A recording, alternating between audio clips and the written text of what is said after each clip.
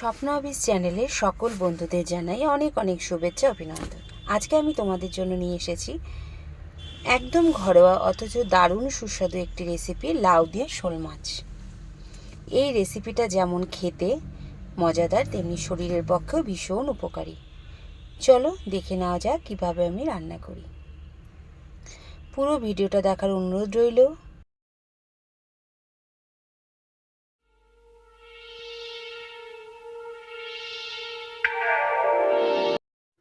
নমস্কার বন্ধুরা, স্বপ্ন অফিস চ্যানেলে সবাইকে স্বাগত।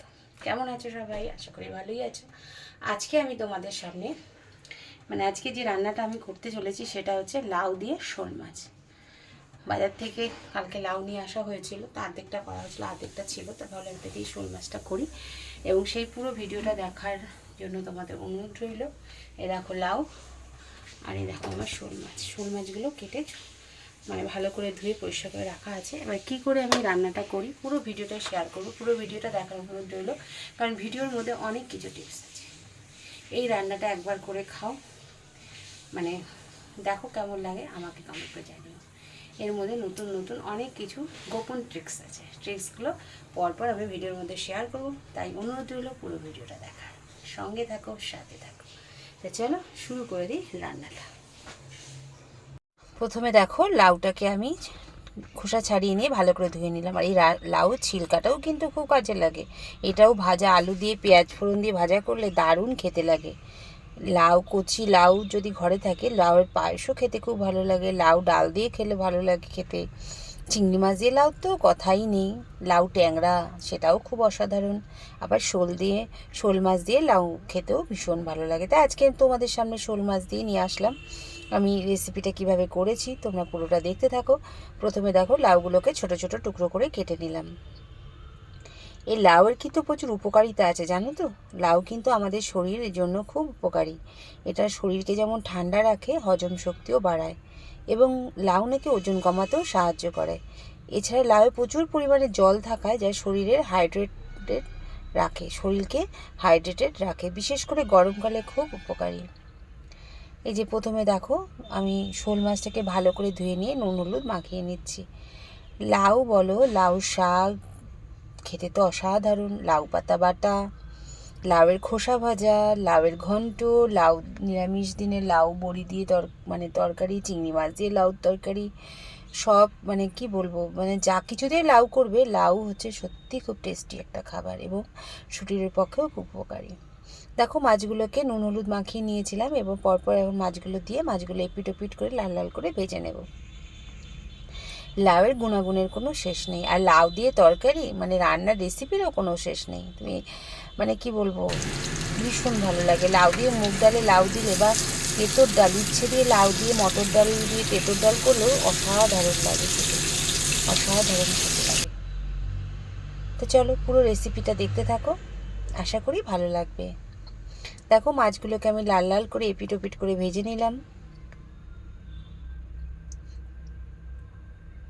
আর শোল মাছের উপকারিতা তো তোমাদেরকে আগের ভিডিওতেই বলেছিলাম। শোল মাছের উপকারিতা, শোল মাছ তো এক ধরনের জিওল মাছ। এটা খেলে শরীরে রক্ত বাড়ে, হজম শক্তি বাড়ায়, যাদের হজম শক্তি কম তারাও খেতে পারে, কারণ এই মাছ খুব তাড়াতাড়ি হজম হয়ে যায় আর কি। আর শোল মাছের মাথা দিয়ে যদি বিউলির ডাল খাওয়া যায় না, দারুণ লাগে, দারুণ, অসাধারণ টেস্ট। কি বলবো, মুগ ডাল দিয়েও তোমরা করতে হবে, যেমন আমরা মুড়ো ঘন্ট করি ওরকমভাবেই শোল মাছের মাথা দিয়ে করতে হবে, ভীষণ ভালো লাগে খেতে, জানো তো। দেখো মাছগুলো ভাজা হয়ে গেছে, এবার মাছগুলোকে আমি তুলে নিলাম। আর কিছুটা মাছ ছিল সেটাও দিয়ে দিলাম। মাছ ভাজা হয়ে গেছে, এবার ওই তেলেই দিয়ে দিলাম শুকনো লঙ্কা আর 5 ফোড়ন। এটাকে আমি ভালো করে ভেজে নেব। এবার এর মধ্যে দিয়ে দেবো লাউটা।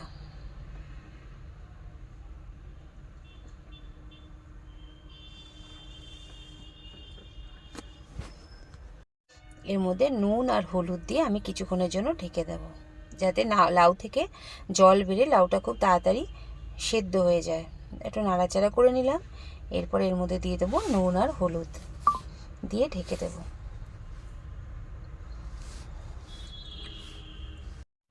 দিয়ে দিলাম নুন, তাহলে তাড়াতাড়ি জলটা বেরিয়ে যাবে, তাড়াতাড়ি সেদ্ধ হয়ে যাবে। চলো লাউটা সেদ্ধ হতে থাক, তারপর কিছুক্ষণ পরে তোমাদের সামনে আসছি।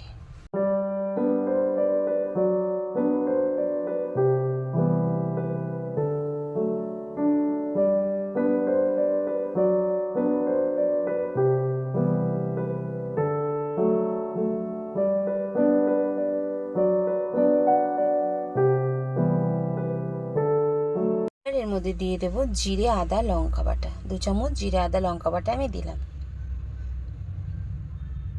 তোমরা এতে কাঁচা লঙ্কা ফোড়নও দিতে পারো, আমি যেমন শুকনো লঙ্কা দিয়েছি, তোমরা কাঁচা লঙ্কাও দিতে পারো। দিয়ে এবার এটাকে ভালো করে নাড়াচাড়া করে আবার কিছুক্ষণের জন্য ঢেকে দেবো। বেশ লাউ থেকে জলটা দেখো অনেকটা জল বেরিয়ে এসেছে, আর একটু জলও বেরোবে, মশলাটাও মানে লাউয়ের সঙ্গে মিশে যাবে এবং লাউটাও খুব তাড়াতাড়ি সেদ্ধ হয়ে যাবে।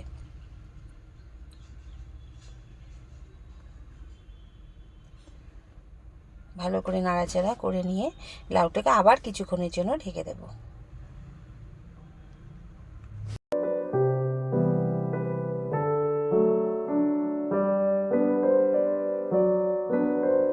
লাউটা আমার অনেকটা সেদ্ধ হয়ে গেছে, ঢাকনাটা তুলে আবার একটু নাড়াচাড়া করে দেখে নিলাম।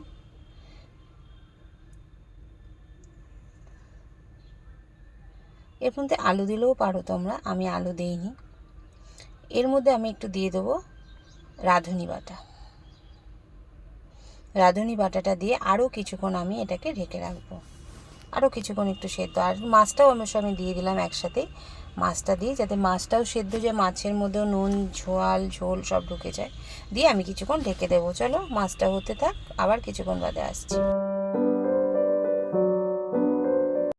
আবার কিছুক্ষণ বাদে ঢাকনাটা সরিয়ে এর মধ্যে দিয়ে দিলাম একটু চিনি, কারণ লাউ তরকারিটা মিষ্টি মিষ্টি না হলে ভালোও লাগে না। খুব চটজলদি এই রান্নাটা হয়ে যায়, লাউ তো সেদ্ধ হতে বেশিক্ষণ সময় লাগে না, খুব তাড়াতাড়ি সেদ্ধ হয়ে যায়। তোমরা ইচ্ছে করলে লাউটাকে আরেকটু ছোটো ছোটো করেও কাটতে পারো, আমার কাটাটা একটু বড় বড় কেটে নিয়েছি, একটু ছোটো ছোটো করেও কাটতে পারো। আবার কিছুক্ষণ নাড়াচাড়া করে নিলাম ঢেকে। এইবার দেখো আমার লাউ দিয়ে শোল মাছের রেসিপিটা রেডি। বেশ গা মাখো মাখো হয়েছে, এরকমই আমি নামিয়ে নেব।